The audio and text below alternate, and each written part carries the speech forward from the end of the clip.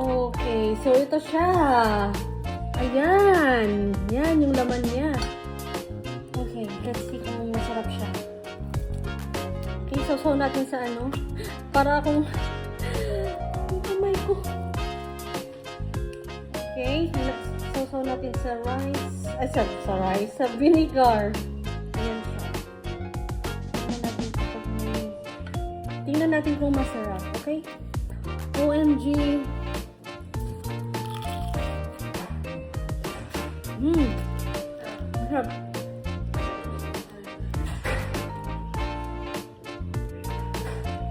Masarap siya. One more.